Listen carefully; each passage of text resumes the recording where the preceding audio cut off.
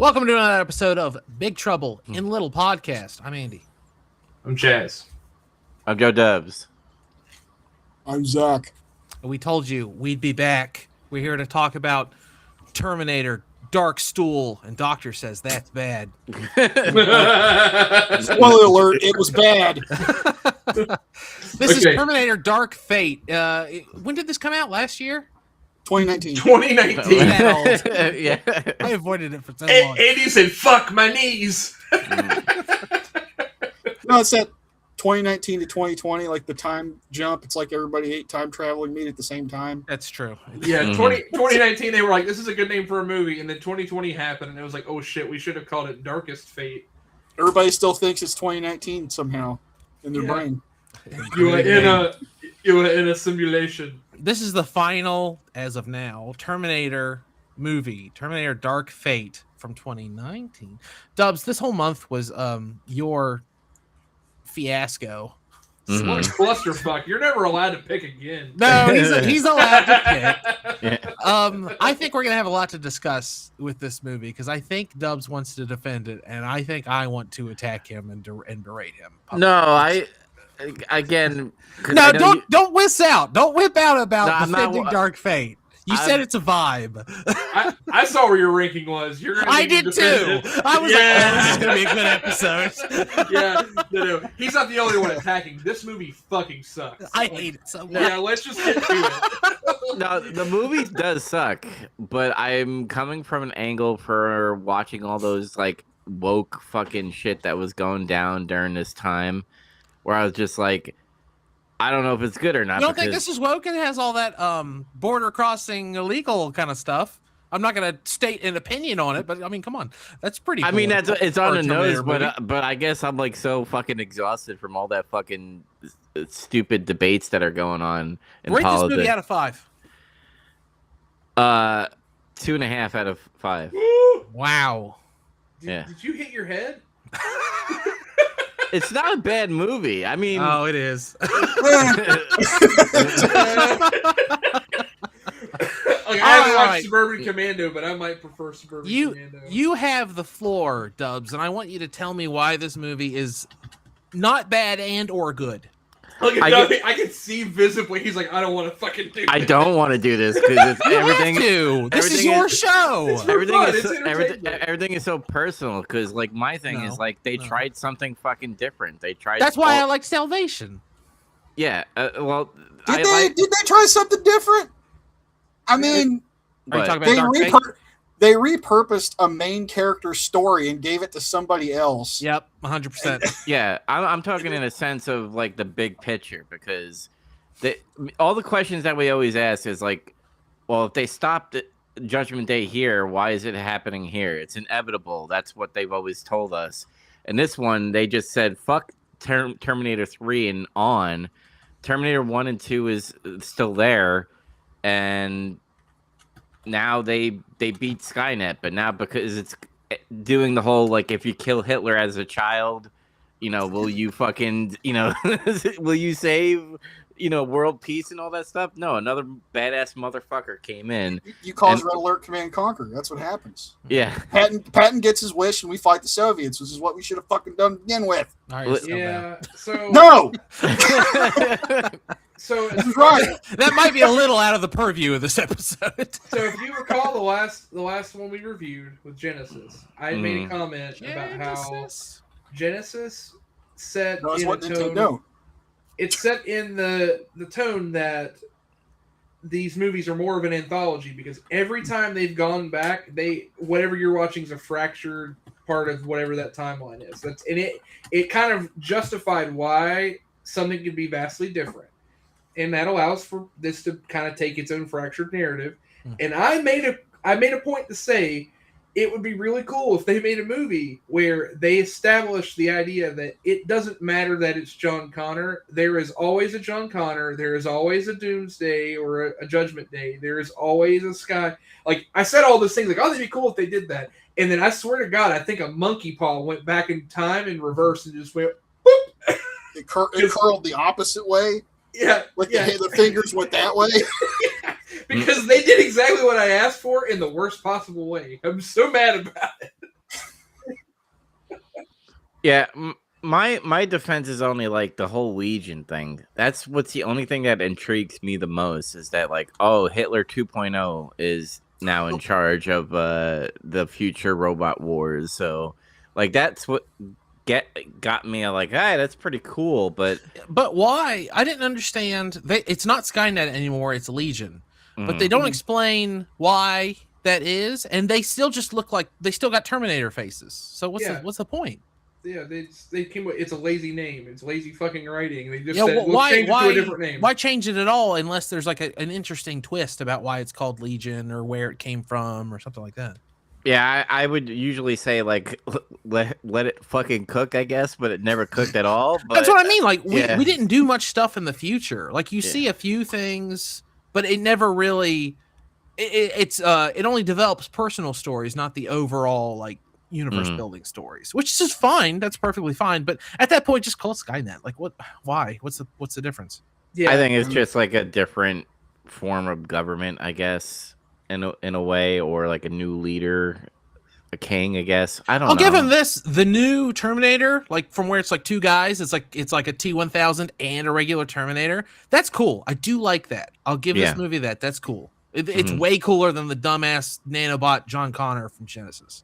Yeah, he's also a nanobot Terminator. It's not, but it feels more like a T-1000 and a Terminator.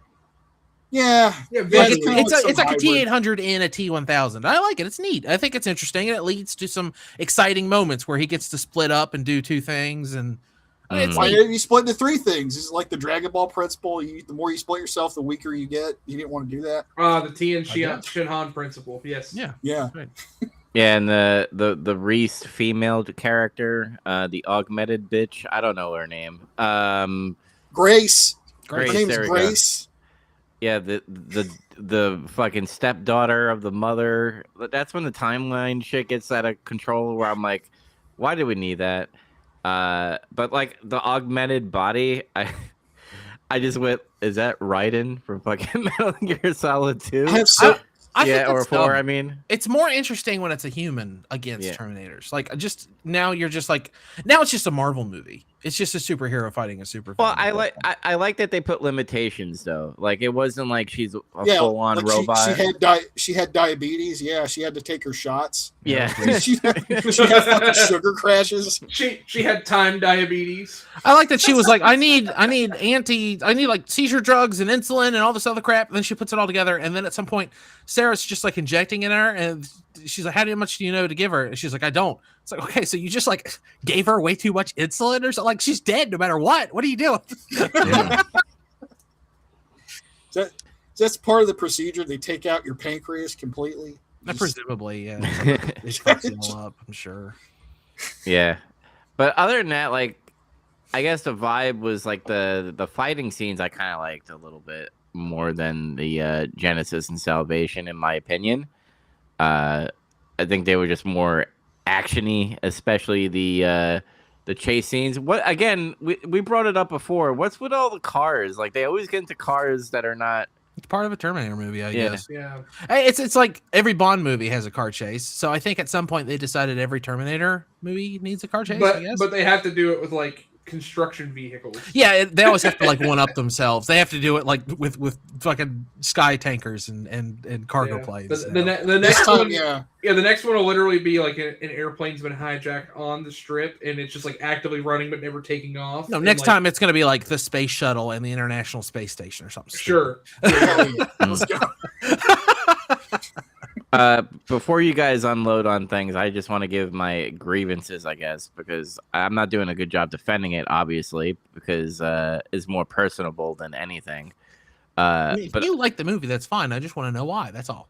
Yeah, I just had a good time. Then I remember my bar was really, really fucking low. So, like... That's the thing, is people, you're allowed to like things that are objectively shit. Like, that's fine. I like plenty of bad movies. Yeah. But... I gotta fucking point out, I laughed my ass off when Sarah Connor just like looks at the female John Connor and goes, "That's John Connor. You're John Connor." Like, I just laughed my ass off. She like, had what? the revelation. I was too busy rolling my eyes and saying this was stupid because it came from like a mile away. Yep. And then the other one was Arnold having a family, and I'm just like, why did they just made the most badass thing in the franchise the stupidest thing in the franchise at the end. You're hitting on one of my problems with it. Yeah. Like Genisys sucks and Salvation sucks and Rise of the Machines sucks. Those movies all suck, but they just kind of like suck on their own. I hate this movie because not only does it suck on its own, but it has to assault 1 and 2. And this isn't the whole, they ruined my childhood. It's nothing to do with that. It's just you take the entire plot of 1 and 2 and you make it so it doesn't matter because John Connor dies. That's stupid already. You've already fucked it up. You take a very likable character in Sarah Connor and make her completely unlikable. She's so fucking horrible, this movie. I hate her. Yeah. And then you take the Terminator, which is like it should be like just a force of nature. It should be like a terrifying, dominating presence, whether it's a good guy or a bad guy, and they just ruin that, like you're saying, by like, I need the purpose. I'm going to raise a family and need something to do with my neural net process. Why? None of that makes sense. He should have just gone and stood in like an abandoned mine shaft for 30 years or something. I mean, he's a machine. He's not. I don't. Yeah, the plot literally could have been that at some point they needed extra firepower, and somehow they found him in a fucking like utility closet or something. And it was the conflict of needing to use him because he could be a resource, but she's personally upset about it because that's the Terminator that killed her son. Yeah, I don't like it. That would have made way more sense. Like, they made the movie rated R, so they say fuck a lot. But this whole, the machine learns to love and Sarah learns to forgive him for killing her son. All of that is idiotic. That's straight out of like GPG for babies movies. That might as well be in a fucking Don Bluth movie, a Disney movie or something. It's just as mature. It's just stupid. That's why I don't like this movie so much, because not only like it sucks like all the other ones on the same level, but then it also has to tear apart the first two movies. Like, it thinks it's smarter than the first two movies. This is, we're gonna turn Terminator 1 and 2 on their head. What if John Connor actually died? Well, then that would kind of negate all of the tension from Terminator 2 Judgment Day, wouldn't it? It's got a lot of that modern writing syndrome, like where they want to flip the script on a bunch of shit. They want to, what do they want to do? Let's take something iconic in the first scene and just take a big healthy shit on everything everybody likes, and then just like, this is what we're going to do, and it's going to be better. This is our idea. It's this modern writing thing where they think a twist is more clever than good development. They think because you subvert expectations, you magically have a great story. You pour the wine on the table and you miss the glass completely. Yeah, you subverted expectations. That's right. But they go, you didn't see that coming, did you? And they think that's all modern audiences want. And it's almost like it's being run like by a crappy like DM in Dungeons and Dragons, where like this traumatic event happens to Sarah Connor, and now she has to have this like evil bitch tone to her because that Terminator killed my son. It's just like, it was old quickly. It just they make her so unlikable. I don't like. She's like two-dimensional as hell in this movie. Yes, she's very like edgy. Another modern writing thing I don't like though is that Grace, they get her and Sarah together. They do that thing where it's like, I have a new character and it's better than this old character. It's better than at everything that she does. And I don't like her either. So like they have this, they fucking do that shit a lot. And I don't know why. They always got to take the old character, put it with a new character, and they have to compete for some reason. I wonder if it isn't supposed to be like a passing the torch thing. There's definitely going to be a sequel. Yeah. Except that character dies, so that makes sense. I think they were hoping to make this another trilogy that once again failed. They tried 3 times and it failed. Stop making these movies. Yeah. This movie did something that none of the others did. We talked before about how like one of the movies, Salvation, lacked a strong female lead. This movie just said, I'll be all strong females, and I'll make the one male character that matters a pussy. Yeah, he's a housewife. Like that's what they. I had that same thought when I was watching it. I was like, wow, this movie has a fuckload of strong female leads. And like I don't want to detract from it for that. Like Sarah Connor is unlikable, but she's still a strong female lead. And I actually kind of like Grace. Like I'm not going to say she's a great character, but I think she's the one I like the most out of the main characters. I think honestly it's probably just because I have a crush on Mackenzie Davis.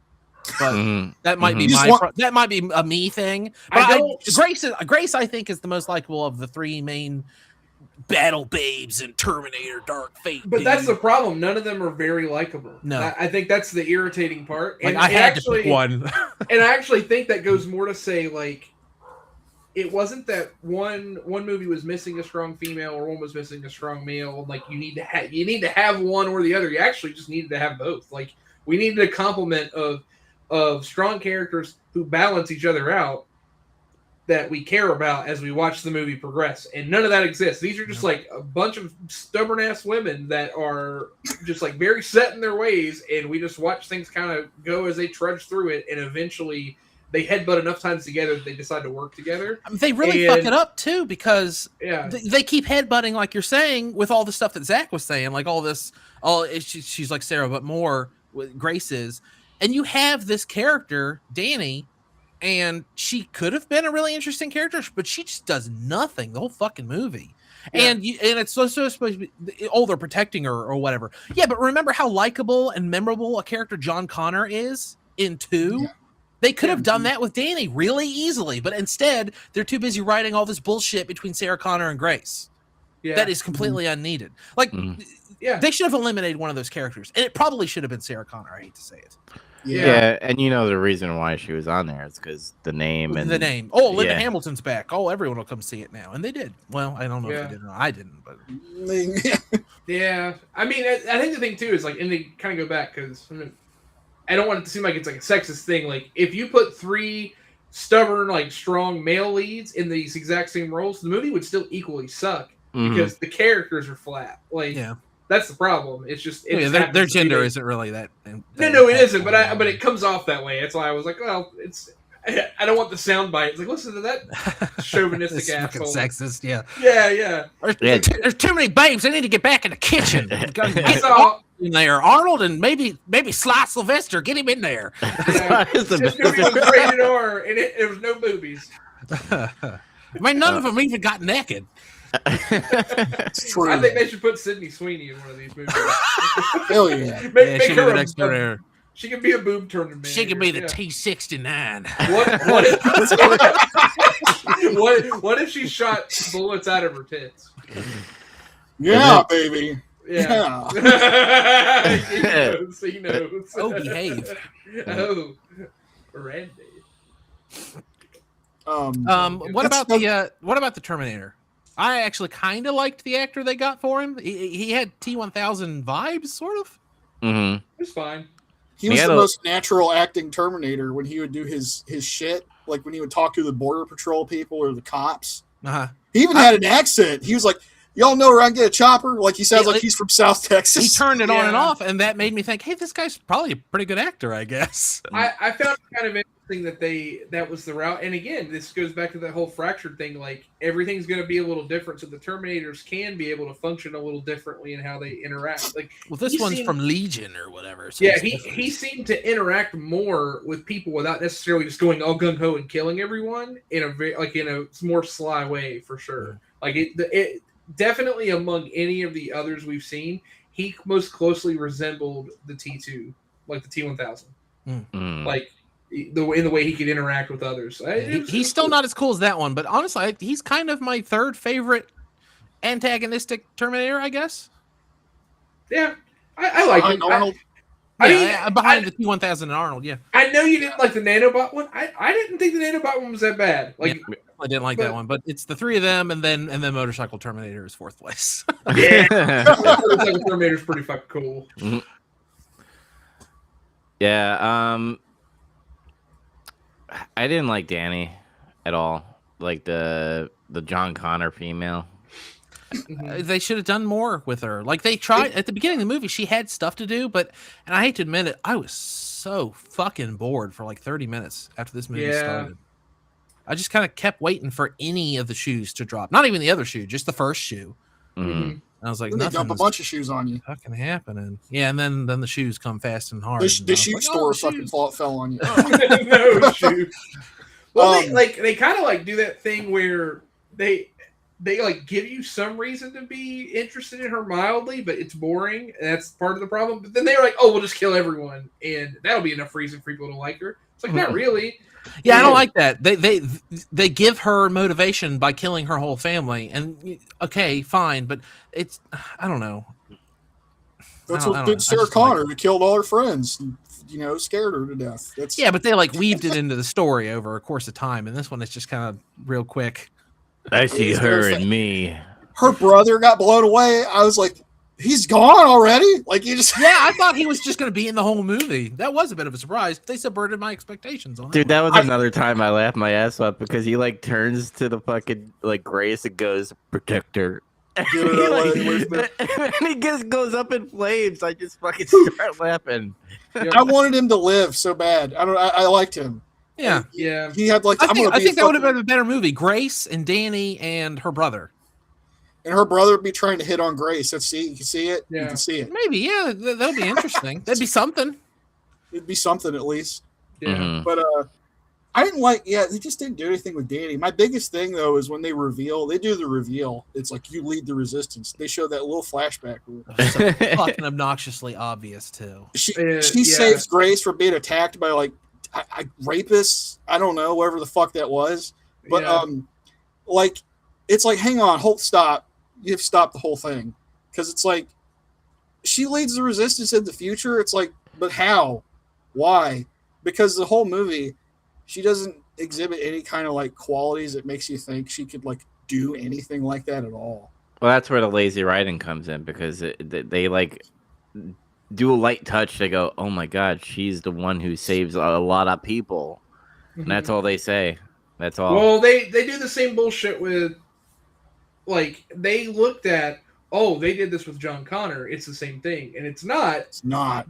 It's not, because the difference there is they give you a very wide gap, and it's that initial shock.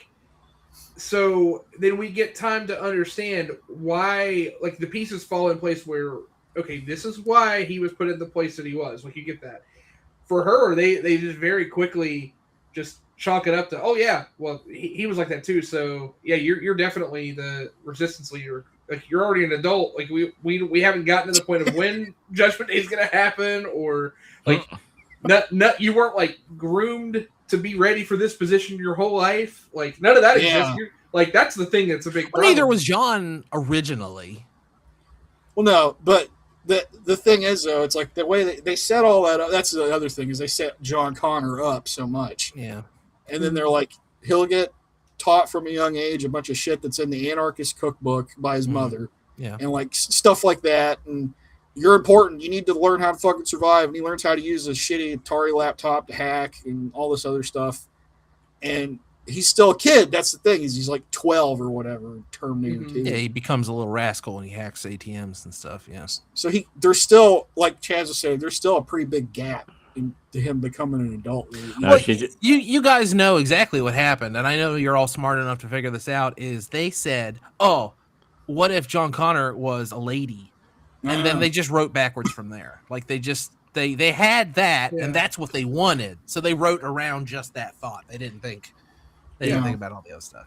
Yeah, I mean, you literally could, when this fractures like this, like, and this is kind of the thought that I had in my own head, is that you could literally make a movie about the same type of thing that happened, but instead of John Connor just being killed randomly as a kid, you could have something different where John Connor is still involved in what leads up to Judgment Day, but then gets killed as it is realized, or the whatever happens in that time frame, to show that because he changed stop the previous future from happening, he was no longer the one that was destined to do the next thing. What if he got killed saving Danny? Yeah, no, that's what I'm saying. Like, it could literally be that he is then involved to like be a part of whoever the next person would be, or he's killed saving this person, which then sparks that person to become the thing they're going to be. Like, there's so many different ways to do it, other than just the lazy part of let's just kill him and we'll let Linda Hamilton be just this resentful old woman. Mm-hmm. Also, I absolutely hated the whole writing process of, how do you know all these things? Well, I was angry because my son was killed and I just kept getting these coordinates, so I just learned how to do all these things and get all these weapons. Like, that doesn't make any fucking sense. Chip bag. Or you could have you could have sold her bitterness better. Like, I kind of like your guys' idea that like John Connor wanted to help out Danny. Like, let's just say Judgment Day, the Terminator 2 happens, they stop Skynet, and then that's when the time disruption happens where timeline changes and then Legion comes in. And somehow John Connor got notice of that, and Sarah Connor got notice of this new Terminator chasing Danny. And John Connor tries to help Danny, gets killed by a Terminator, and she just has bitterness from there of thinking that they stopped Judgment Day, and bad shit just keeps on happening to her and her family. Like, I think that would have sold better than just being like, you shot my son. That happened literally in the beginning of the movie. I mean, I even would have liked more of a thing where John Connor is actively there, but because the future has been changed, he's no longer the savior, and then he still has this complex that he thinks he's got some purpose, and he just doesn't matter anymore. So then someone comes back in time, and the plot unfolds to be like they're trying to stop and kill somebody else, and he thinks they're coming after him. They actually don't give a fuck about him. They're trying to kill the other person that's with them because that's the person that matters now. And he has to come to terms with the fact that his purpose has been made and he doesn't matter anymore. I like that. That would be way cooler, right? Yeah, there you go. That's pretty interesting. I like that alternate timeline where John Connor is just meaningless now, and he just goes to work at Blockbuster and plays Doom like when he goes home. Well, there's like there's a video game that does something like that that's really cool. I can't remember which one. I think it's Dragon Quest V that does this whole thing where it's like generational, and the whole idea is you think you're the main hero, and it turns out you're not actually the prophecy hero. It's like your son or your grandson or something. I think that is 5, yeah. Yeah, like it's actually a really cool premise is that like you're playing the character, but you're actually setting up for like someone else in your generation, like to then your progeny is actually the one that's going to be the chosen one. As long as you guys are rewriting this movie to be better, I want to rewrite it too. And I got the perfect pitch for you. Okay, here's what we're going to do. We're going to make it PG-13 instead of R. We're going to make it about an hour and a half long, hour 40 minutes tops. We're going to have nudity one time, which will keep our PG-13, so we cannot say fuck. All right, so what we're going to do is we're going to make it a dramedy about the T-800 fitting in with his family and society. Because honestly, like it's all or nothing, and I want all. Because I laughed twice during this movie, and both times it was stupid shit that the T-800 that Arnold said. I really like when they're waiting for that. By the way, he's just a major. He couldn't even get a colonel. But anyway, they're waiting for that major to turn up, and he's like, I told him you cannot have solid colored drapes in the little girl's room. It has to have butterflies or balloons. Don't do it. That was funny. I laughed at that. And the other time I laughed was they're like, does she know that you're a robot from the future? And he's like, no. And one of them says, she's never noticed that you weigh 400 pounds, that you never sleep. He says, she just knew that I could change diapers, that I'm very good listener. And I'm very funny. That was funny. I laughed out loud. Like, that was very funny. I was like, okay, that's a really funny line. So, fuck it. Get rid of all this other shit and just do that. do a Terminator T-800 sitcom. Let's go. I was going to say the same thing. Exactly what.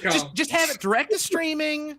Like, spend most of your budget on Arnold. That's fine. Everybody hates Skynet. Yeah,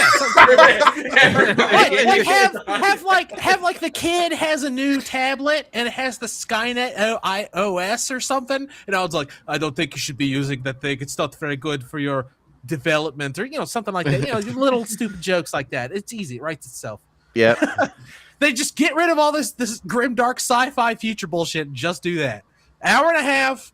Spend as little money on it as you can get away with. You really only need one or two like areas of a set. I think it would be awesome. Yeah, sitcom title, The Dadnator.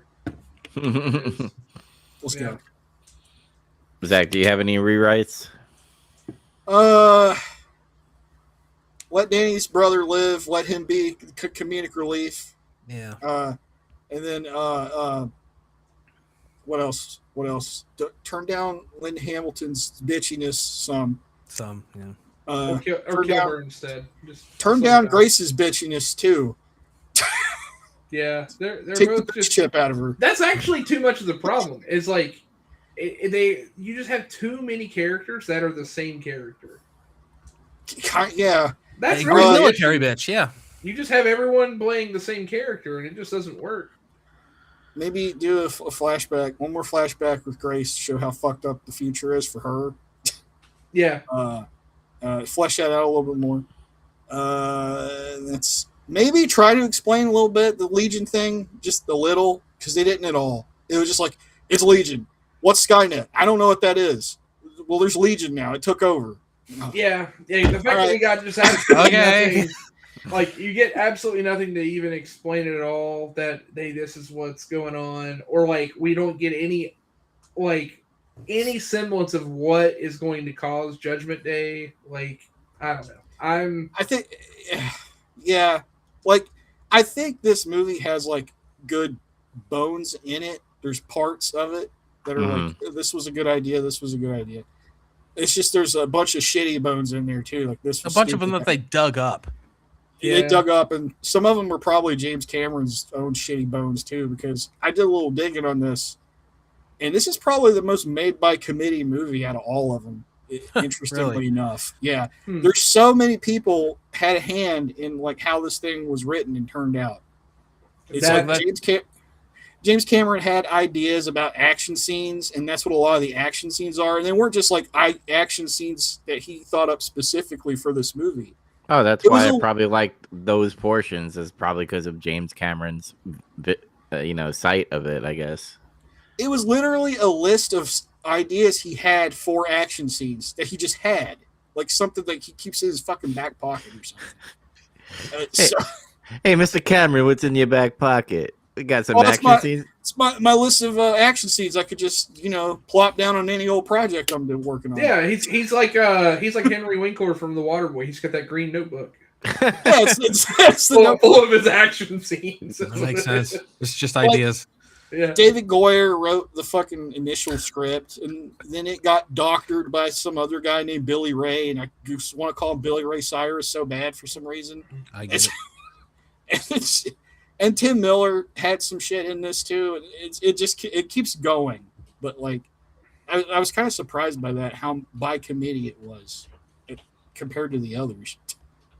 Yeah, I don't know. I'm starting to wonder if Tim Miller is he like is he a fluke? Did he just get lucky with Deadpool and that was it? Oh, I was about to say what else did he direct, but yeah, Deadpool's good. So, yeah, but that was the only thing he did that was good. Let's see what else. He's a producer on that Netflix show. That's good. No, that's it. That's all he's got. Oh, he produced Borderlands. That was a good job. Oh God. Oh no. So yeah, I think he's just good with chaos stuff like fucking Deadpool, right? Yeah, it's got to have that lull so random, or it just doesn't take off. I will say one thing about this movie. He hasn't directed very much, actually. He's directed this episode of Love, Death, and Robots, Deadpool, and like music videos. That's it. The action sequences in this movie are pretty good. Like visually, like I enjoy most of what I watch as far as action sequences and stuff. Like, I think the problem is that it just lacks, because the plot is and the characters are just like so easy to throw away and not care about, and the plot itself just doesn't come together because I don't want them to spoon feed me anything, but don't just throw a couple beads and say you have the string, put it together. Like, it's just disjointed enough that I don't care. It feels like there's a lot of good ideas, like you mentioned, but the movie's lacking a soul. I don't know. I kind of hated it, but there were parts that I'm like, okay, well, I could have this on in the background and not pay attention and be pacified. I think the Legion stuff could have legs, but I think the production company was just like, I need you to have more Arnold, more Sarah Connor, more of the same shit over and over again. And I think that hurts what they were probably going for. Oh yeah, definitely. There were too many cooks in the kitchen on this one. For sure. But I guess I'm gonna give it a low recommendation. That's because I went into the film hating it the first time, and then the second time just watching it and being like, it's okay. Dubs, you just like Terminator, the franchise, and that's okay. Yeah, and that's where I think I came with. I'm like, I'll suck Terminator's dick. That's all. It'll suck T-800 dick all day. Yeah. Yeah, I don't recommend it, but it's not the worst movie in the series. That's the only thing. That's true. I mean, honestly, there's only one worse than it, and that's only because it's boring as hell. This movie is only boring half the time. Yeah, exactly. This movie at least is somewhat entertaining in spots, and that's okay. So, but I wouldn't recommend it unless you have to watch all the Terminator movies. Like, yeah, don't watch it. You skip it. I also do not really recommend it. I don't recommend any of the Terminator movies after the first two, but I do recommend Mackenzie Davis. Hollywood, keep putting her in stuff. You just want her to suplex you, don't you? Yes, I do. That'd be fine by me. She can do it. She's like an inch or two taller than me, I think. You know, why didn't they cast her as Cammy in the Street Fighter movie? She's too big. Cammy's not that big. No, okay. She's like 5'4" or something. I think they should paint her black and make her do black, just black face, black body, and do Elena from Street Fighter 3. Okay. Zach knows. Zach's like, what? Zach, do you recommend Terminator Dark Fate? No. Okay. It's the most offensive one. 3 thumbs down. Yeah. All right, well, now we get to rank them, which I've actually kind of been looking forward to. And of course, now that we always do it by score, by points, there's a little bit less of a mix 'em up. But I think we can still have a bit of a conversation. I'm already talking, so I'll go first. Rise of the Machines, 3. That's number 6. That's the worst one. No points awarded. Next up is Dark Fate, 1 point. After that, Genisys, 2 points, barely. After that is Salvation, also 2 points. I barely liked it more than Genisys. At least it's kind of cool and interesting. After that, Terminator 1 is second place with 7 points, and Terminator 2 Judgment Day is number 1 with 13 points. I really, really wanted to drive the point home how much better 1 and 2 are than all these other stinkers. I'll go next. So at number 6, I have Terminator 3 with 1 point. At number 5, I have Terminator Salvation with 2 points. At number 4, I have Terminator Genisys at 2 points. At number 3, I have Terminator Dark Fate at 3 points. At number 2, I have Terminator 1 with 7 points. At number 1, I have Terminator 2 at 10 points. Again, it's lopsided because they should have just left it alone at 1 and 2, but I digress. You digress after a whole month of Terminator. Yes. This was a digression. Who's next? Zach? I guess so. I have Terminator Dark Fate at 6 with 0 points. And then Rise of the Machines has 1 point after that. And then Salvation, number 4, 2 points. Genisys, 3 points. Terminator 1, 7 points at second. And T2 has 12 points in first place. Honestly, I thought I was going to be the king of hating on Dark Fate, but damn, you hated it more than 3. I'll explain it. Like, to me, it's the most offensive movie. Yeah, no, that's kind of what I was getting at. Like, it couldn't just suck; it had to suck and do all that other like offensive to the other parts of the franchise stuff. All right, Chaz, you're left. Yep. Rise of the Machines, 0 points. What a turd. Dark Fate, 1 point because it's just slightly less of a turd. Salvation, 2 points. I mean, Batman turd. Genisys, 4 points. Okay, Whoa. I knew that we were all going to throw heavyweight onto 1 and 2, but I wanted to clearly define which one I liked among the 4 turds. I think Genisys is the best of the 4. It's the clean turd. It is the clean turd. You don't have to wipe after. Oh, I was gonna say, I was gonna say, describe that turd for me, please. But you already did.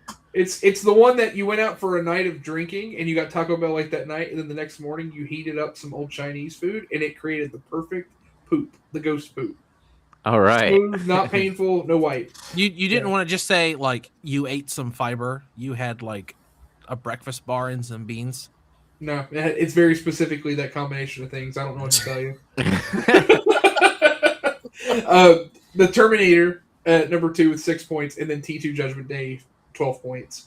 Yeah, I mean it is very clear within these movies that T2 is the greatest or one of the greatest movie sequels of all time. Period. It is number 1, head and shoulders. The original Terminator. Points.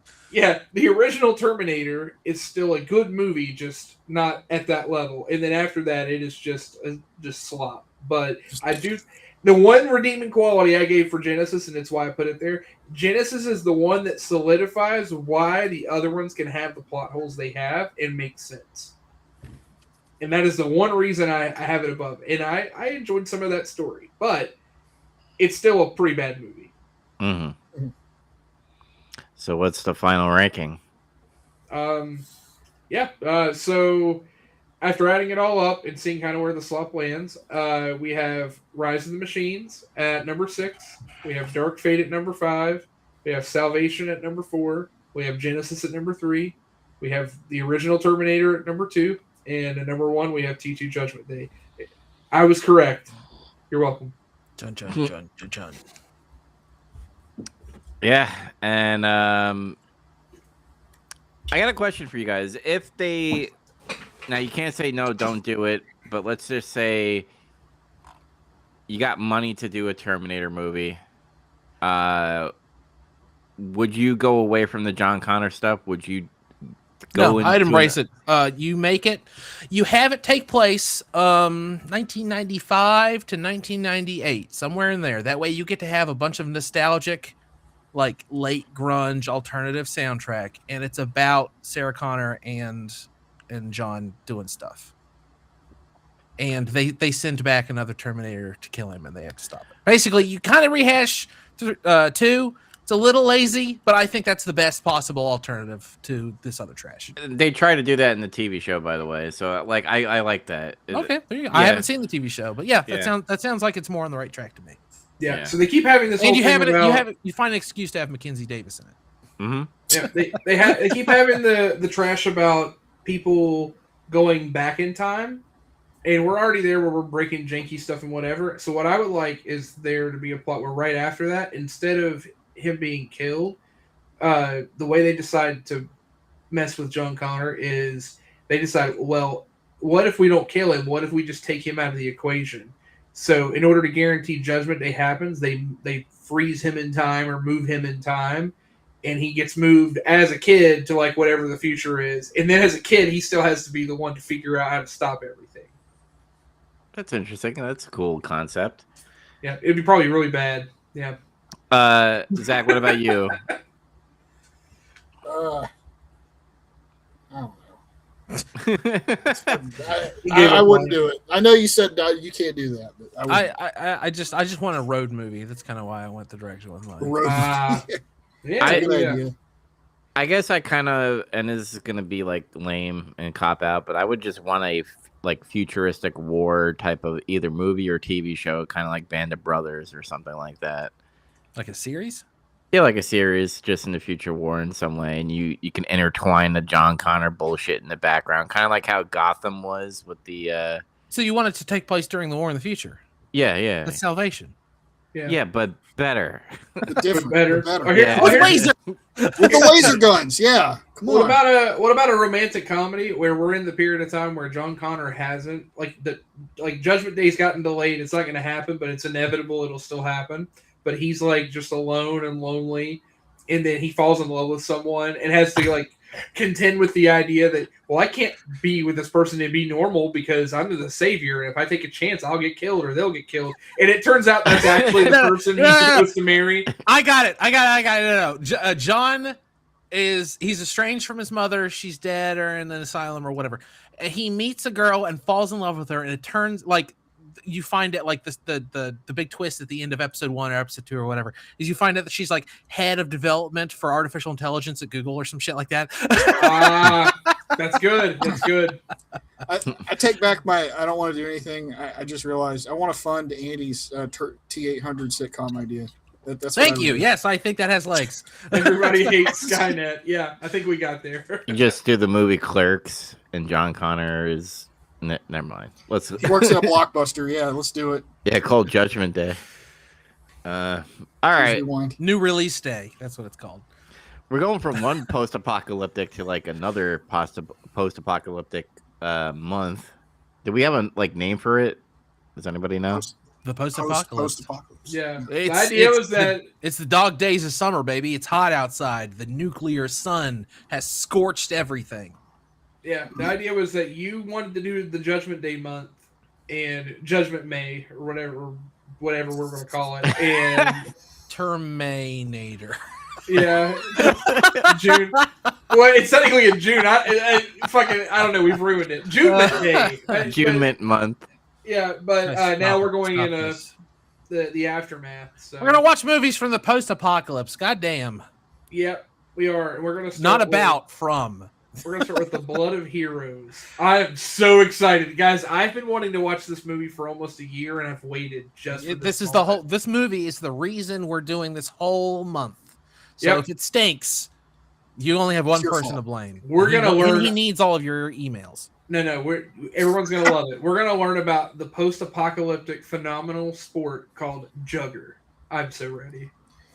You mean Mutant League Football? Yeah, basically. Oh, I should have chosen rollerball. I guess I still could. I mean, you still have time. Yeah. That would be a good theme. We're actually just going to do post-apocalyptic sports movies. Yeah, we're going to watch Blood of Heroes. We're going to watch rollerball. We're going to watch Robot Jocks. There's got to be another one. Yeah, we'll find them. Oh man, that sounds so much better than whatever we were going to do. Nah, I want to watch Death Race. Pick real fucking bad. Death Race. Yeah, he's Death Race. Death Race 2000. Let's go. That movie rules. Yeah. So there you go. All right. Blood of Heroes. Yes. Hold on. Something's happening over here. Oh boy. Oh shit. Who is it?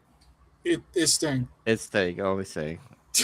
All right. This is the post-credit scene. We're going to discuss what we've watched and played and otherwise done all week long. Who wants to go first? I want to see hands. Come on, show them to me. Show me them jazz hands. Zach wants to go first. My God. All right, go ahead, Zach. He did this number. He went. There we go. It's right here. I love it. It's okay. I didn't do a whole bunch because the previous week I had family over for like a week and a half almost. So a lot of my free time was like spent, hanging out with them. But I did do some other things anyway. Like, I watched the State of Play a couple days ago.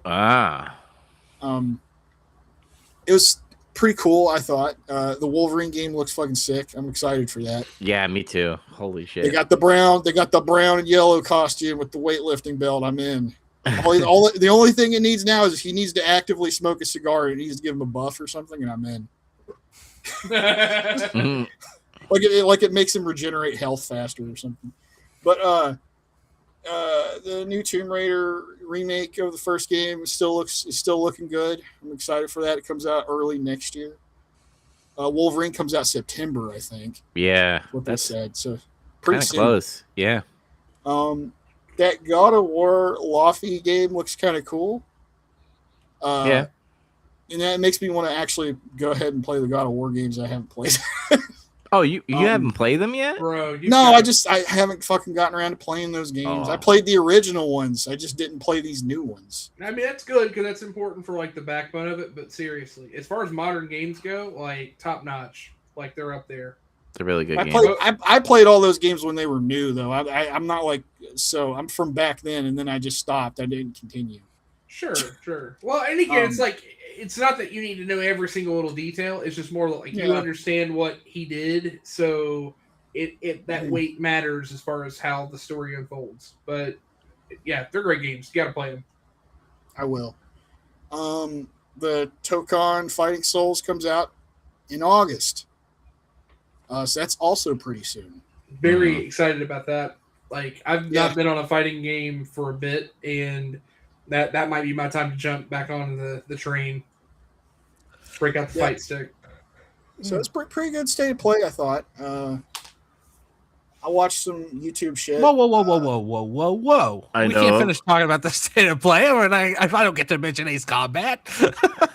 Oh yeah, I didn't see Ace Combat. Oh, it was in there, wasn't it? Yeah, Ace Combat was there.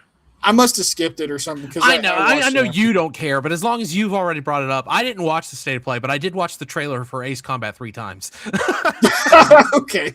You guys have no idea. I wish someone that we only have that one mutual friend, Zach and I do, that likes Ace Combat with me, but you just don't understand how exciting it was. Like, the whole trailer happened, and that's really cool. The trailer looks great, the game looks great, and then it cuts to black, and then there's just an acoustic guitar, and it shows the opening scene from Ace Combat 0, which is the pre-order incentive. You get Ace Combat 0. I marked out so hard. I fucking yelled. I was like, oh, it's so cool. I love it. Did I ever tell you that there are 3 kind of aces? And that's it. It just cuts. It's too cool. They know exactly who to cater to. They know who their audience is.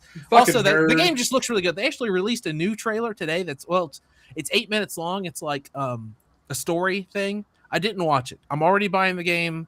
I just want it all to be a surprise at this point. That's cool. Also, I'm going to buy the I have it open in a tab. I'm 90% convinced I'm going to buy the $150 Namco store exclusive version that comes with the vinyl soundtrack and the art book. I want that art book bad because they had a Namco store exclusive version for 7 that came with the same book, and this is that book again with another chapter, and just the book on the aftermarket is like $200 now. Damn. And it has like a bunch of like world building stuff for Strange Reel that I'm like obsessed with. So I'm gonna A, pre-order a game, and B, get a collector's edition, which means I'm going to become everything that I now despise. It's okay. It's okay to do it for things you really like. Yeah. I have a lot of faith in it because 7 was great, and I have no reason to think 8 isn't going to be. But anyway, that's it. I just wanted to interject that. Okay. Watch some YouTube stuff. I watched a video about how good was Michael Schumacher actually in his prime, which is interesting. Because how good was he? He was the best. I guess he still is. Nobody's beaten a lot of his records still. So, but it's. I mean, the guy who makes the video really lays it out. Like, just it's crazy how good he actually was and how fast. Like, how he got whatever. I fucked all that up. He was really great. I get it. He ascended to greatness really fast. The modern comparison would be Max Verstappen, but the thing is he was more consistent than him. So Max still has a lot. He's still a young guy. He's not even 30 yet, right? No, he's 26, 7, I think. I thought he was 27 or 28, but because Charles Leclerc's 28, and I thought they were the same age. I know they race each other in like karting or whatever, because there's that meme where they asked Charles what happened. He says it was just an incident, and now that's a meme forever. It's like little kid Charles. It's pretty good. But it's like similarly, he kind of like was crazy good in karting, and then somebody took notice of that, and then they kind of got him to skip past some of the lower divisions in F1, and they got him into a prime F1 racing seat pretty quick, and then that's where like, holy shit, this guy's actually good. It's not a fluke. We need to try to like do something with this, and what happens. I think the most interesting thing I've ever learned about him though is how he formed a relationship with like all those guys that works in the factory and in the garage and everything. People drive that home really hard. He spent a lot of free time working with those guys and like just becoming friends with them. And I think that's part of the reason why he was so good.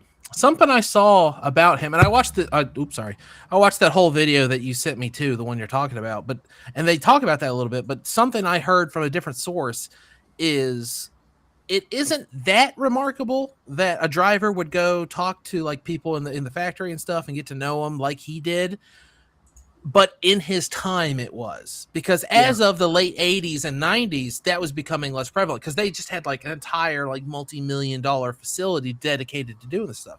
And like the 70s and 80s, it was, you know, it was a much smaller affair and you could just go over there and chit chat with them and help them develop stuff. But now it's all like, it's basically just like rocket science, and they're in this like multi-million-dollar facility in the countryside in the UK or whatever. So the fact that Schumi would still do it, that's what was special, is he was still doing the thing that other drivers were starting to neglect. Yeah, and like I think to some extent too that just helped them build the car better for him though too, because he's giving them that direct feedback a lot. It's like that scene in Rush where Nicky Lauda's giving him up the river for how much that car sucks at Ferrari. Your car is a donkey. He's like, what the fuck? It sucks. It's terrible. I feel it in my ass. I also watched. There's the guy me and Dubs watch the videos of sometimes. His name's Chris Van Vliet. Dubs calls him Chris Veal Cutlet because it's funny. Yeah, that's fair. That's fair. He has kind of a weird name, to be fair, but he's like famous for doing these really great interviews of like wrestlers. It's like they're genuinely great interviews. And he got Will Sasso and Dan Soder to do an episode, who are like both comedians. Oh my god! Okay, that's where these clips come from. That's where all those clips. That shit's gone viral. There's clips of that I've fucking seen it episode. everywhere. It has. Before you even sent it to me, I've been seeing them. Yeah, I've seen it in like 6 group chats at this point. Hey, I haven't shared that many with you, but I have. No, not even just from you, like from other people. Okay, I was gonna say I think I only shared something one time that you might have seen. No, you shared it, and Dubs has shared it, and someone else shared it in the D&D chat, and then I think someone else shared it in another chat that I'm in. Maybe. I don't know. It's fucking riot, man. I haven't watched something like that and laughed that hard in a while. Mm-hmm. Oh my god, it's so funny. I think my favorite impersonations they did was like the dark horse was Will Sasso's Hulk Hogan. Oh my god, it's so fucking funny, especially because he nails like his conversational tone, and he does this thing where he's like, "Hold on, brother, hold on," because he has to like start trying to like explain his bullshit. That's what he does. It's perfect. The Dusty thing was great. His Dusty's amazing. Oh my god, that conversation. I'm not gonna do it. But it's so funny. He does like the whole pretty good Dusty Rhodes. The Will I do pretty good Dusty, baby. I try. No, but fucking Will Sasso's fucking wheezing promo Dusty Rhodes is like really, really good. Yeah, because Dusty would do this thing where when he's yelling, he's running out of breath, and he gets his breath back. He goes, he starts yelling again. It's fucking funny though. Honestly, it's like even if you have just tangential wrestling knowledge, you should watch it.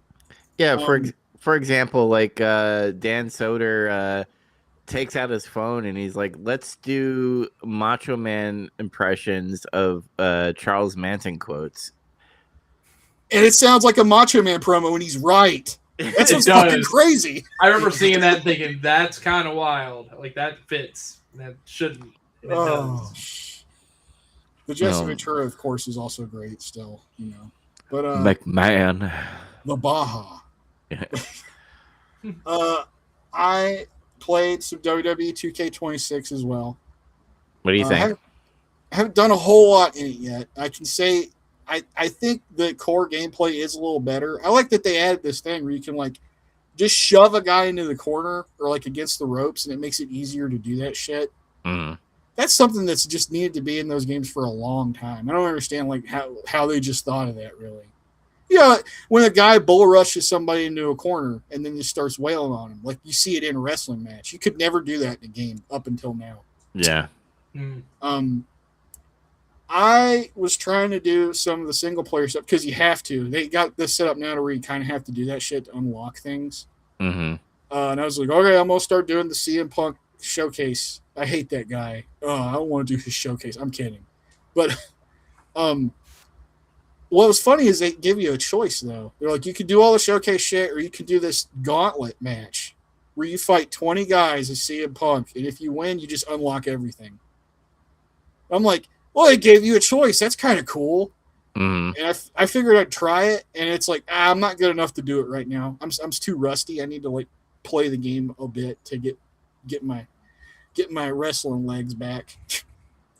But it's kind of neat that they finally did like an alternative. I feel like because sometimes those showcases can go a while. Dude, I fucking hate them so much because there's stuff in there where like need you to go on the turnbuckle, then hit B, then hit down, and then you'll do the action move. And I'm like, I'm doing like what my dad used to do with a Super Nintendo controller. Be like, am I fucking doing this shit right? And then like, the problem is like no matter how much they improve it, this wrestling engine is like it's still kind of janky. There's still things that happen that like you don't intend to happen.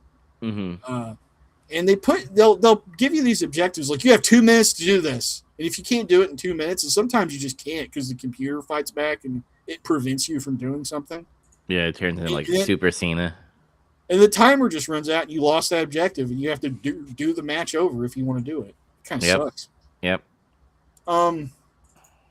That's kind of the only thing I've really messed around with it a lot so far. I've had to create a wrestler to like so I could do the My Rise. That takes forever, though, you know? Mm-hmm. You got to do the moves. I mean, you could just not do the moves, and that's like a Neanderthal thing, though. Why would you do that?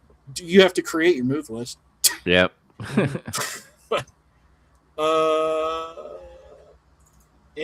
I read a little bit more in my book, Heroes and Friends, the book Jim Cornette wrote about like wrestlers he knew and stuff. I read the section about Sputnik Monroe. That was super interesting. And nobody probably knows who that is anymore. But he was a guy in the Tennessee territory who got big as a heel in the 50s and 60s. And his big thing was he had all the black people that would go to the shows there loved him. They cheered for him. And he was a bad guy. And what he started doing, though, is he started hanging out like where they would hang out. They'd go to cafes. He'd go to cafes they ran and stuff like that. And this is like in the South in like the early 60s. And it was a problem. Because cops would come up to him. He's like, what are you doing? He's like, I'm hanging out with my friends. You can't do that. They tried to arrest him and said it was mopery or something. Huh. That's very interesting. Yeah. It is. What ended up happening, though, is like he cultivated like that relationship with like all the black fans that lived down there in Memphis. And it got to a point where like they were selling the building out, but they were turning the black fans away, even though they could open the building up more and let more people in. They didn't want to do that. And he's like, you need to, basically he badgered the building owner somehow in his promos. Like, you need to let all my friends in here. They support me or some shit. And it worked. They opened the building up and they let more of the black fans come in and watch wrestling. Who'd have thought that Southern Territory wrestling was an area for fighting for civil rights? It's that guy. He was a part of the civil rights movement, at least in that area. So yeah, it was cool. This is like the weird like timeline where we get that and the Ripple creates Cody Raheem Rhodes. Rocky Roads, brother. But it's a cool story, though. Yeah, like you should check it out. Try to read about him sometime or whatever. I'm down for that. That's everything I did, though. Is me. You got to pass the torch. Dubs. Oh, great. I just been watching a lot of more Dabbleverse stuff. Right, bring it on. Let's do it. We got to get warmed up. We got to get warmed up for dabbling in the morning. No, it's just Shuli has officially launched his Shuli coin. Yeah, the shit where he has launched his litigation. Yeah, so they're doing litigation nukes right now. Like Carl was first, and Shuli's gonna be second. Fucking apparently, Anthony Cumia is gonna be next. So Stuttering John is gonna get fucking bombarded by lawsuits. And he's just gonna play victim card eventually. That's what everybody's all waiting for, is him coming back. How long's it been since he left? I didn't really keep count. I think it's been like 2 weeks now. Oh, it feels longer than that. Yeah, it might be longer than that. My bet was 11 weeks. Don't you forget. Mm-hmm. But I just been watching a bunch of his old shit. Like did you watch recent Shuli stuff with I like Shuli well enough, but I don't like Shuli as much as Carl. So I'm really only watching the Shuli network when I'm all caught up on WATP, and that almost never happens. Like this week alone, there's 2 episodes of WATP. There's a Living in the Past. There's Dabbleverse Live. And I feel like there was something else that I got in my feed. I can't remember what it was. But I mean, I like the Shuli network. It's so much reading unfunny super chats. It's so tedious. It's the same reason I can't watch whatever Lucy's show is called, Dabbleverse with Lucy, whatever. Oh yeah. I usually watch the VOD, and like when I see there's a lot of super chats, I just get to the package already. Yeah, I mean, skipping would be the way to go. YouTube always reminds me when here TSN's live. I'm like, I don't want to watch it live. See, you guys, when you make your show, you need to put like a little subtitle, no super chats. That's the problem. Like, I understand.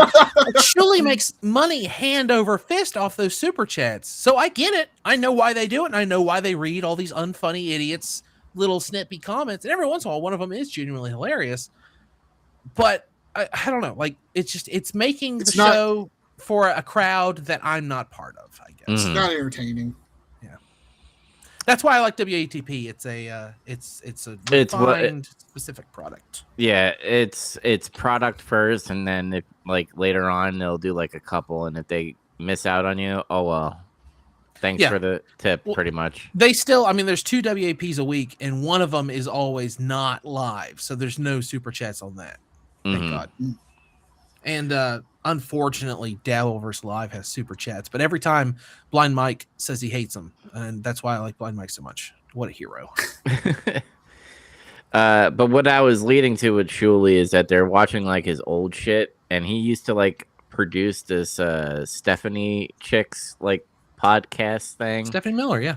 Yeah. What, haven't you been listening to Living in the Past? I bought you a Patreon subscription to WATP. I do, but I don't remember names. I just go based off a first name. Yeah, they've been listening to Stephanie Miller stuff for months. Yeah, and John like was supposed to get this one actor, but he like had a backup plan. What was that guy's name?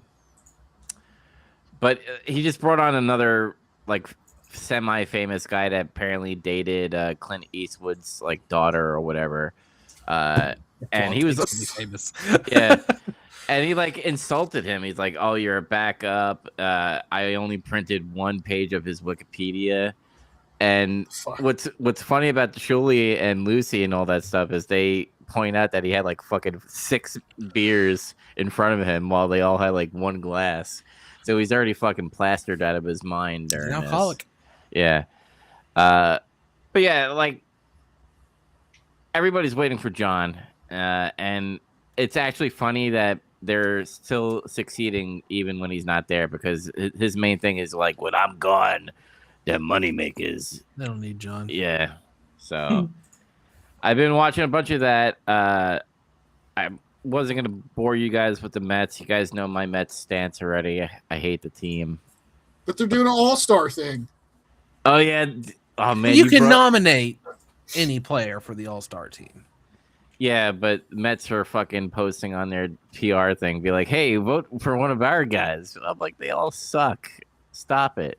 Yeah, it's like that thing where everybody says, occasionally you hear somebody's like, we should all just collectively not pay taxes anymore.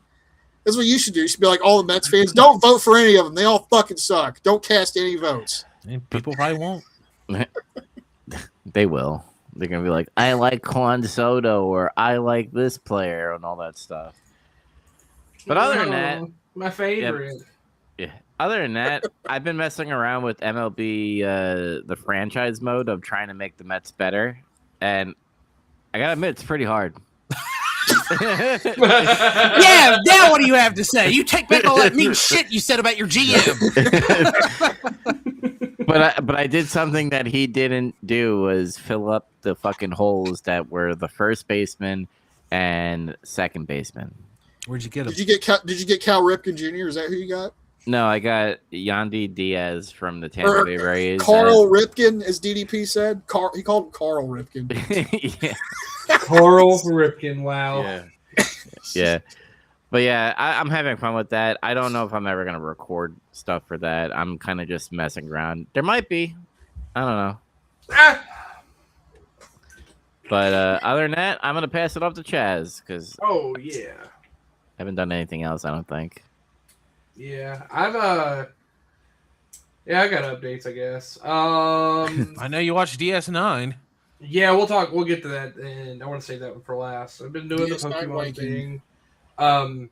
So next week is Nationals. So I'm going to New Orleans for NAIC next week. Still Nice. haven't decided what deck I'm going to play. Narrowed it down to a couple of things, but it's still pretty open. Did you? I was curious. I almost texted you. Did you get a assigned ticket to go to the store and buy all the exclusive bullshit? Oh, of course. It's Thursday morning. I'm the first opening time is 10 a.m. that morning. I'm one of the first people to get in. Wow, look at you. Yeah, I know. I was pretty proud of myself. Yeah. Yeah. So I get to be right there on the assembly line. Yeah, we're gonna get in there first and raid the place. I'm excited. But yeah, still haven't figured out what I'm gonna play, but I have been playing a lot online. I managed to get back to Master Ball and I've been grinding on the ranked ladder there with a couple of different decks, and yeah, I don't know. There's like a weird thing where like everybody wants to play clearly what the best deck is, but there's one on the rise. It's kind of like this Mimi combo deck where you use Slow King, and it's really funny because that Slow King is a slow Pokemon. Yeah, like but Slow King like low key rules though. Yeah, so it's really funny because what you do is you don't actually use its attack to win. What you do is the attack lets you flip the top card of your deck. And if it's a non-rule box Pokemon, you get to use one of its attacks. And cool! So now there's a Metagross that's coming out that says you do 150 damage, but if you want, you can discard all the metal energy on your Pokemon to do 150 more. And you don't have to have metal. There's energy no metal on energy on Slow King. Yeah. So literally, so it's basically just a one-hit kill as long as you can flip Metagross. Yeah. And presumably there's a trainer card that you can make sure he's there. Yeah, so there's also a Kyurem that exists that is does 110 damage to 3 Pokemon anywhere. So like again, you can 5 energy attack.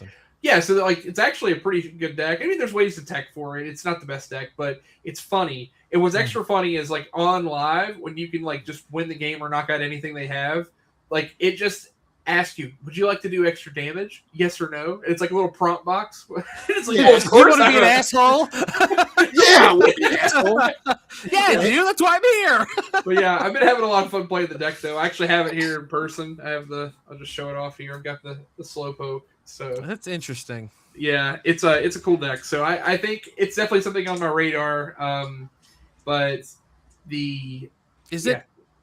Never mind. I'm not going to gum up the show asking all these extra questions. Never mind. Yeah, yes, be after. But yeah, it's fun. But other than that, I haven't really done much with GLC stuff because I've just been very busy. My work schedule is very cramped this week because I'm going next week. So other than that, I watched a little Parks and Rec.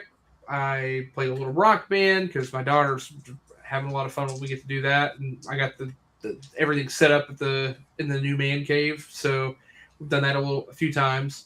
The main thing I've done is I watched DS9. So I'm now like a third of the way through season 7. Oh wow! A lot of shit happened in season 6. Holy shit!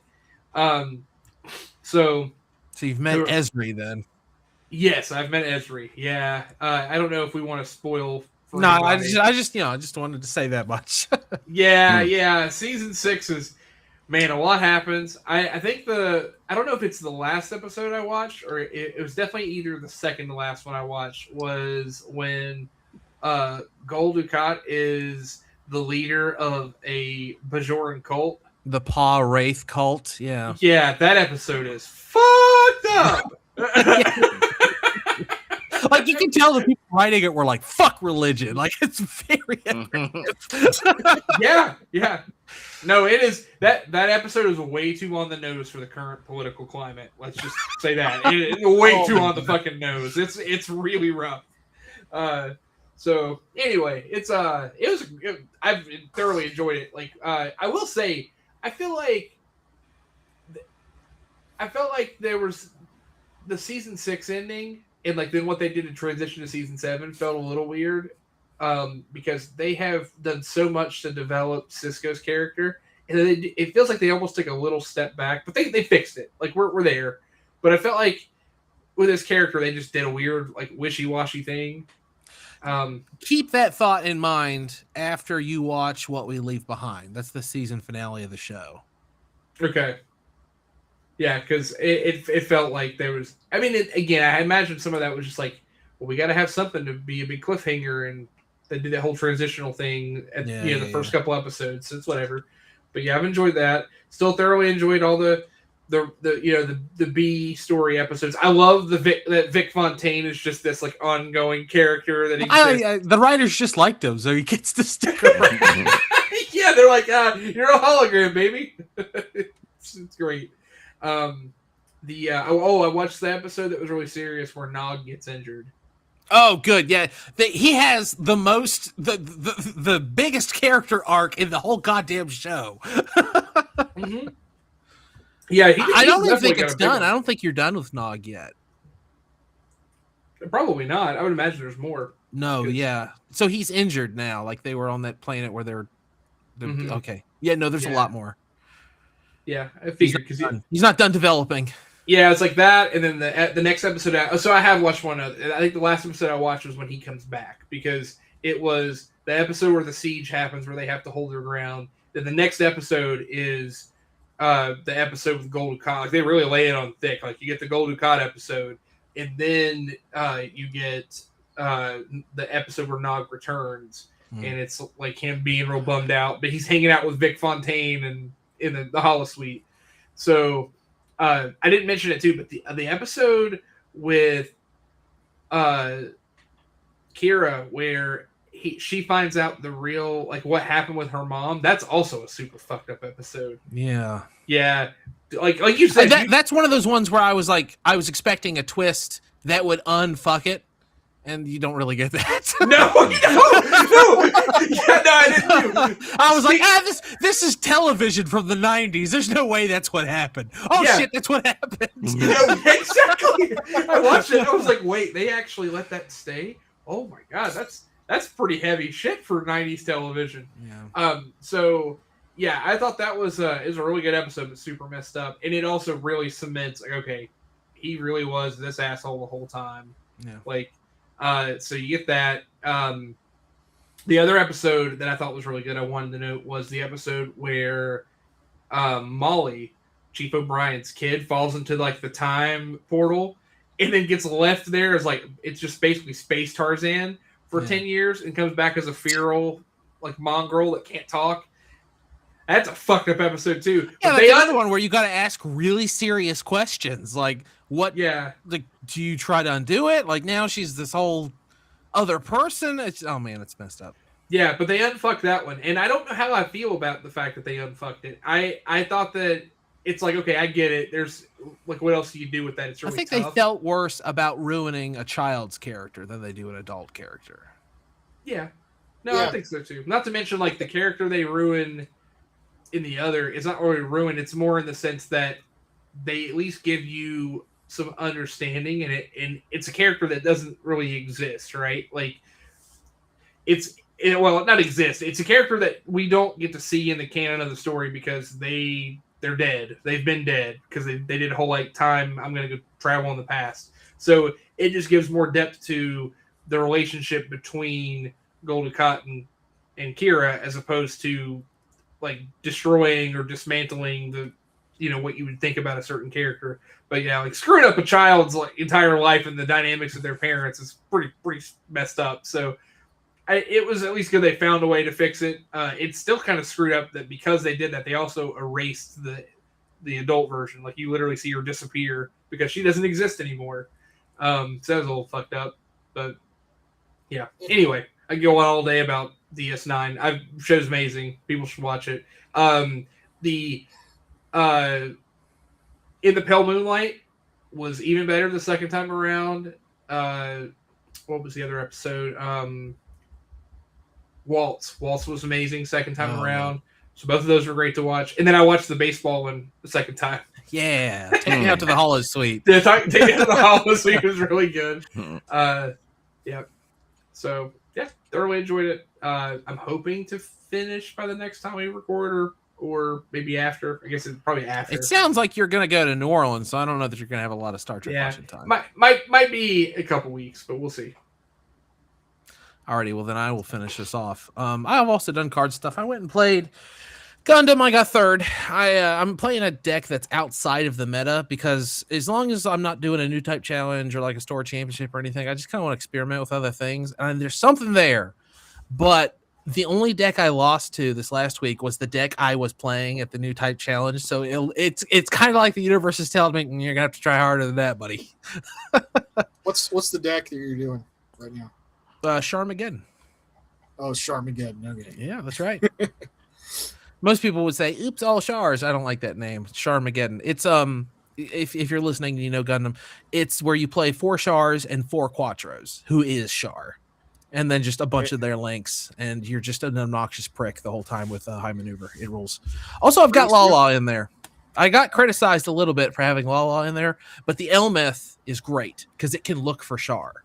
That's what you want it for. It's look at the top 5 cards of your deck, get a green Xeon pilot, so you can get Shar or Lala with it. And it's 5 cards, so I mean you're going through a lot, especially when you have Shar Zaku 2 in there, which when it dies, you look at the top 3 cards and you get a Xeon unit out of it. So, but yeah, there's a lot of go look for cards in this deck, and that's what I like.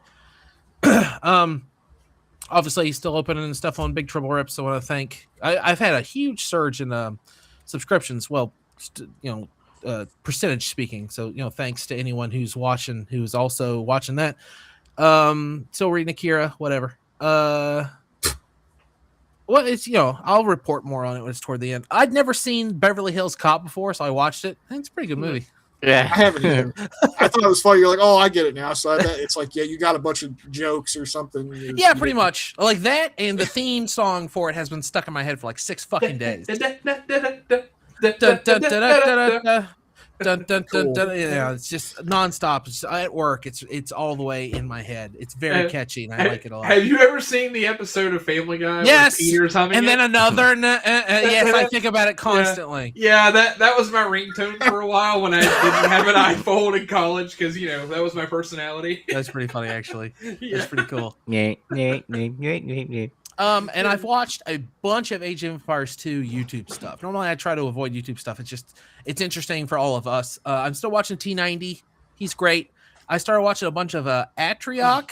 He's a streamer and YouTuber. And the reason I started watching him is because he was watching Hera, who is the top-ranked Age of Empires 2 player in the world. And they had the Red Bull Woolulu championships in London this last week. And Hera won it, but the championship round, they do first to 4, and it's kind of interesting the way they do it because you have to ban maps, and then you ban certain civs from your opponent's civ pool, and then you can only choose a civ once. So you got to choose a civ for round 1, and then after round 1, win or lose, you can't use that civ again. So there's a little bit of strategic. Well, I'm gonna play the Spanish this time because they're really good, but now you can't use the Spanish if you need to come back clutch later.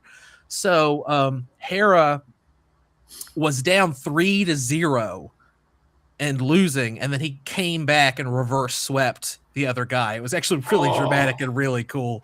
But instead of watching just that, I watched Atriok watching it, which was really interesting because Atriok is a streamer who got into Age of Empires and got coached by Hera to be better at it. And those videos are all really good. My favorite is they each have this video on their channel, but it's from their perspective.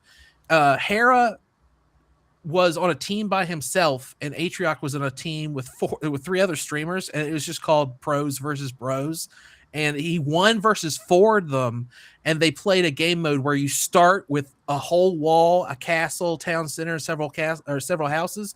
But at the beginning, Hera had to destroy all of his, and he wasn't allowed to garrison his king because it was regicide. So he was very, very, very handicapped, and he still beat him the first time.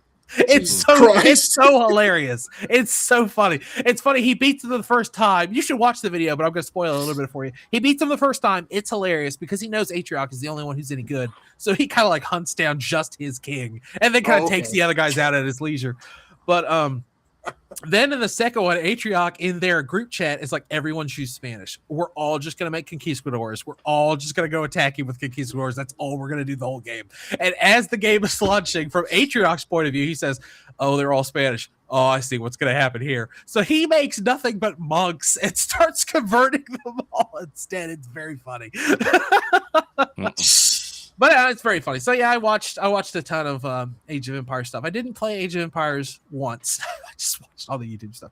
What I did play though is Forza Horizon 6. That game rules. It's like 4 and 5, but more. Winter's back in a big way. I hated that there was no true winter in 5. 5's a great game, but it seemed like a step backwards as far as that cool seasons transition went. Because when you're in Britain in 4, winter is a game changer, literally. Like everything changes, all the physics change, and it's exciting and fun, and it makes drifting and racing different and interesting. It's like, I don't know, it's cool that the game has that much depth to it, and that's back. This is since the game launched proper, unless you got the early access, this is the first week. This is the first day because the seasons change on Thursday. This is the first day of winter, and I had a ton of fun after work driving around. I actually unlocked the Mazda Fury. I don't know how it's pronounced, but that car is wicked fast.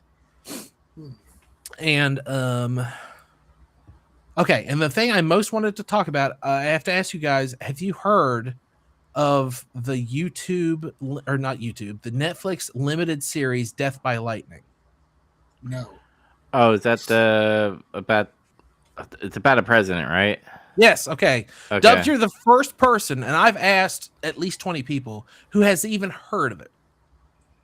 Yeah, What is it? I saw a trailer about it. Andy, you go ahead. You know about it. It's just, I'm frustrated because it's extremely good, and I think Netflix just isn't bothering to promote it. But it's a 4-episode limited series that just came out in November, and it's about President James Garfield and the guy who shot him. He's the guy who was president for 3 months and then he was assassinated. That's it. That's all we learn about him in school. That's the entire story. It's like, lol, he was president for 3 months and then he got shot in the back at a train station. Hilarious. But it's a docudrama with comedic moments about, like, he didn't even want to run for president. He just like went to the Republican National Congress in Chicago and gave a speech to nominate someone else from Ohio for president. And he gave such a fucking good speech that people started nominating him.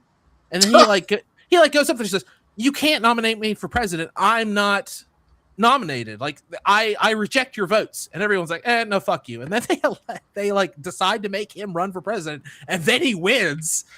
And he was actually like, obviously it's telling it very from his, it makes him look really good, and I assume he was probably a good president. I don't know, but he just spends most of the time trying to get his cabinet confirmed because there's a division in his party between the politicians in New York. And the president is played by Michael Shannon, and he rules. And his vice president, Chester A. Arthur, is played by Nick Offerman. And Nick Offerman steals every fucking scene he's in. He is so great. It's like I said, it's only 4 episodes long. Each episode less than an hour. I can't recommend it more. It's one of my favorite things I've ever watched on Netflix, bar none, by a lot. Wow, that's saying something. Yeah, no, it's a very me show because I like history and stuff anyway. But it's that perfect.